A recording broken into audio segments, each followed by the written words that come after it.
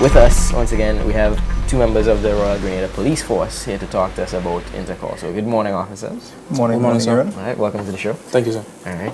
Y'all normally wake up this early, right? Yes. Okay, good. So we inputs in out. No, not at all. All right, am I introducing yourselves to the public? Okay. Well, my name is Kenneth Fortune. I'm a prosecutor. I've been a prosecutor for the past 5 years. I've been a police officer for 10 years. Okay. Yes, I'm attached to Prosecution Department, St. George's.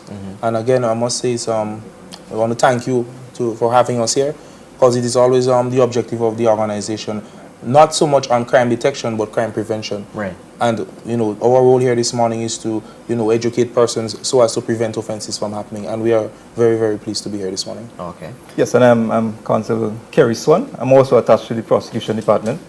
I'm also a prosecutor at the St. George's Court.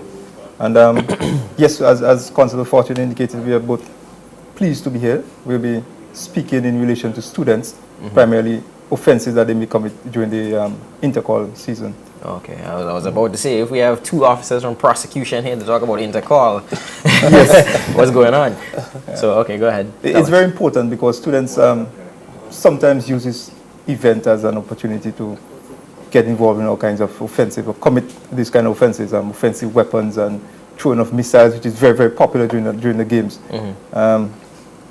harm offenses and so forth. So we want to speak a little bit on that, the likelihood of if upon conviction, what sort of sentence you might get by the court. So it is serious. It is serious stuff. Getting convicted by the court, whether you're a student or an adult, is a serious issue. Right. It's a serious issue.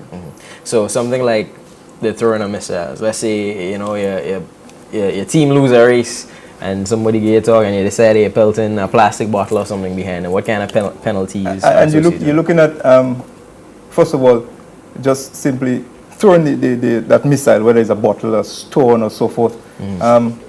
Once it annoys somebody or it's the danger of somebody, and you, upon conviction, you're facing fines. There's a possibility of imprisonment. It may sound trivial. You're looking at up to 6 months. You're looking at fines up to the range of $1,000 or so, or even both. All right. Even both. Okay. So I guess the easiest way to avoid that is just not do it. Not do it. Simple as you said, prevention is about crime prevention. Yes, more yes, than most prosecution. Most All right. That's a quick question. In the past, how much of an issue has this been at events like Intercol? Well, the throwing of the bottles also is more or less a culture in Intercol games. I'm very familiar with it, being an old SAS boy myself. I have seen it, I've attended the games as a student. And it's things that the young people do. However, one must understand that the law doesn't make any provision or exception to say, okay, it's an offense unless it's Intercol. Right. So one must understand that even if it's a culture, we must understand that still the law, it's an offense, it's against the law, and one must also bear in mind that when they do these things, they are in contravention of the law and are facing, subjecting themselves to facing prosecution. Because I say to young people, sometimes it's fun, it's our culture to have a good time, and that's our style. We jump and we dance and so, but we must do it, with a bit of moral and to be cognizant of the laws when we do it, because sometimes we have fun for 2 days, the 28th, 29th, we have a lot of fun, or whatever school wins the Intercol, and then you go and you do these things, you throw a bottle or so, and that bottle hits another person, say over the eye, causing harm. No, you're subjecting yourself to a imprisonment or a fine. No, you are going on with a criminal conviction, and that conviction stays with you for the rest of your life. So when you really balance it, then it's not worth it at all. It's not worth it at all. Okay. So in your time as a prosecution officer, have you had to imprison, per se, students, for offenses like that, or are you not allowed to say that kind of thing, right? Well, just to be clear, the prosecutors, our role is basically to lay the evidence, and that's what we do. We have no say in sentencing. However, I have seen young persons, students, go to prison for harm offenses. Then the Intercol games, again, it's easy to get involved. An officer is dealing with a student and say, hey, do not do that, or accompany me to the station. For whatever reason, the officer analyze the situation and realize, listen, I need to get this student away from here. Sometimes for his own protection. And up comes his friend Right. and say, listen, you can't go with him. And then we have what we call obstruction of police. Obstruction, right? And whatsoever one does to make the police job harder is an obstruction. Right. And then you get arrested. Okay. And persons begin to say, well, what did I do? I only asked what he did. Or, but what you did was to excite him to resist. Okay. And you're making our job harder. And I've seen persons go to prison for these offenses. Okay, so this is very real, and it's something that has happened. So this is, as you said, a very serious message that you're coming to speak about here. So apart from obstruction of the law and the throwing of missiles and so on, what other messages you may have to get out there? But there are a number of other offenses. One is very, very prevalent during Intercol is offensive weapons. Students carrying all sorts of instruments and so forth to the games, scissors and knives, and sharp objects, pieces of irons and so forth. And persons need to be very, very careful.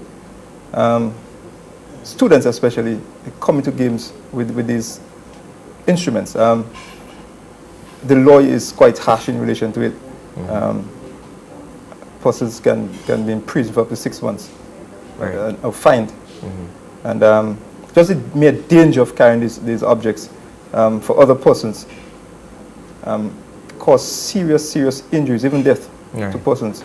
And there are some offenses. As the law indicates that persons carrying these instruments need to have two things. Either you have a lawful authority to carry it or a reasonable excuse.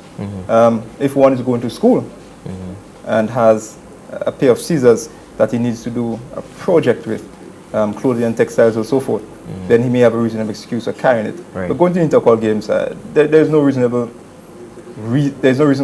cause that one should be going to Intercol games with a scissors. Of course. You know, it shows that the intent there is only to cause some form of injury or commit some offense. Right.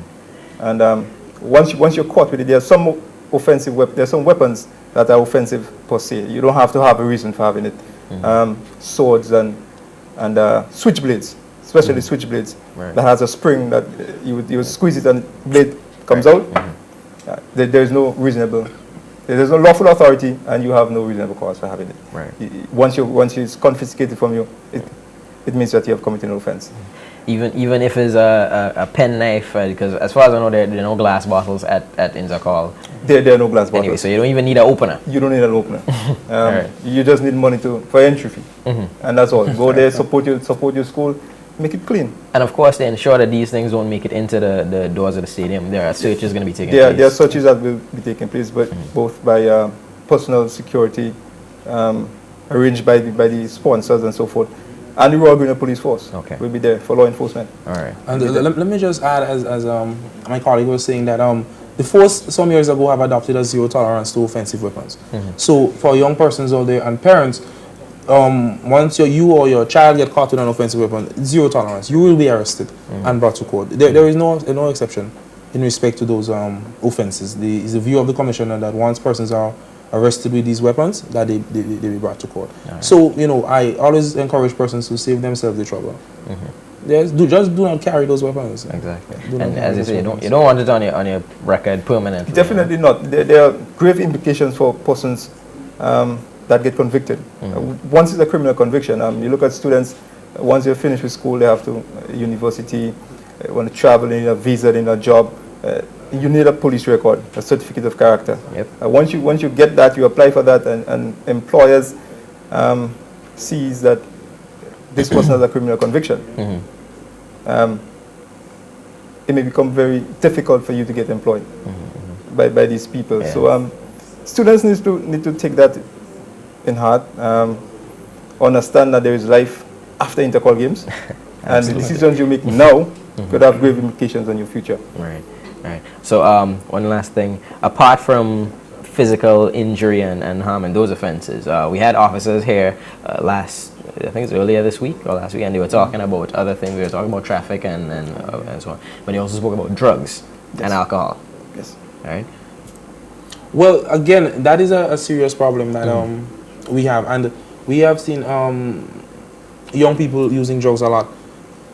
And once again, when a person gets caught with drugs, then you're in problems, because the law says that any person who has drugs in their possession is liable to a fine of $250,000. or to 5 years imprisonment. And the law doesn't specify to say, okay, you have one hand roll. So they say, oh, well, it's just a hand roll. It doesn't specify. I'm not even familiar with that term.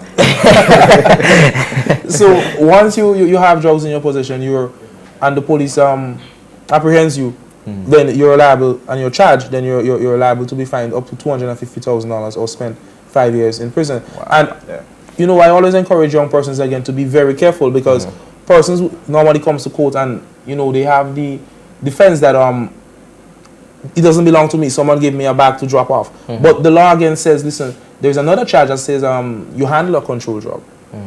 And how do you get away from it? Because you did handle it. So persons need to be careful as to taking packages from persons, especially intercall time, persons giving you packages to drop off of someone. You have a responsibility to know what is in those packages.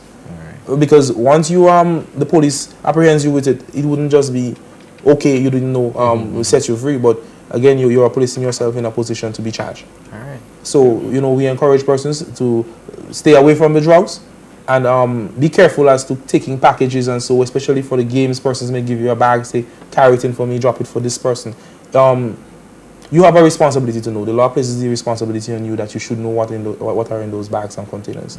Because once you're caught, then you're placing yourself in a very difficult position. So $250,000 or 5 years imprisonment. That sounds like a tough one either way. That's only half of it. It depends.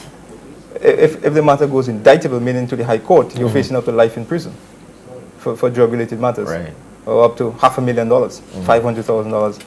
So the penalties for drug offenses are very, very steep. Okay. So students need to be aware of that, and general public needs to be aware of that.